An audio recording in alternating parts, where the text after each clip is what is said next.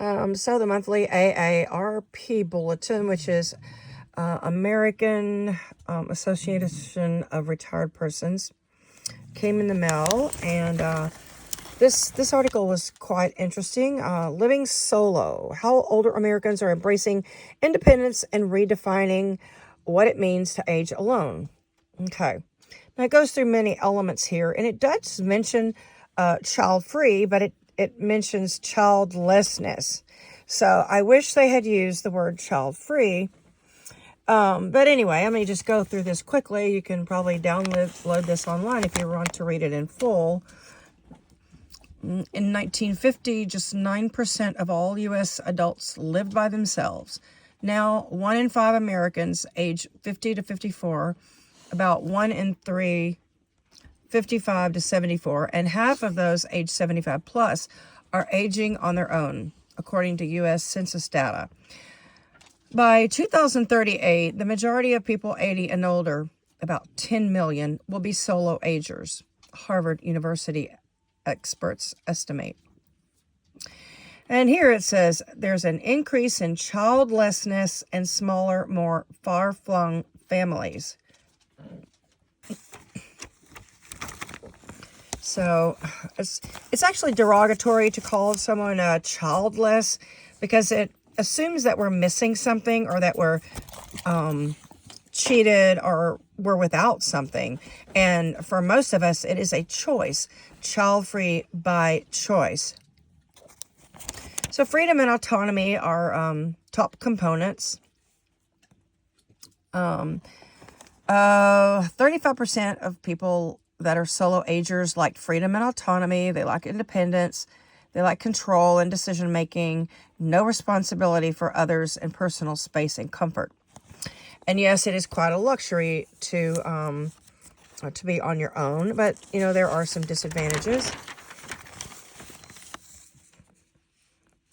This is on friendship and romance, and loneliness and isolation can be an element of concern.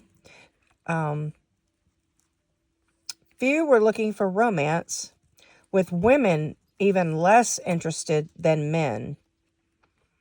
I don't want to date, Mildred says. Quote, a man needs someone in his life. A woman is more self-sufficient. She spends her life taking care of others, even if she works. Unquote. I can relate to that. Let's see. People on their own need social networks. Solo aging has its challenges too. AARP survey participants missed having someone around to help with opening jars, household repairs, climbing a ladder, and yard work.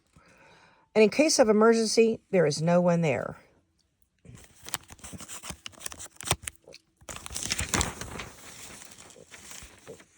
Family may be estranged or live far away. Friends may have died or have their own health issues, and neighbors may not realize the extent of their needs or rarely see them outside their home. Where do they turn for help? Solo agers rely on friends, primarily, children, and so on.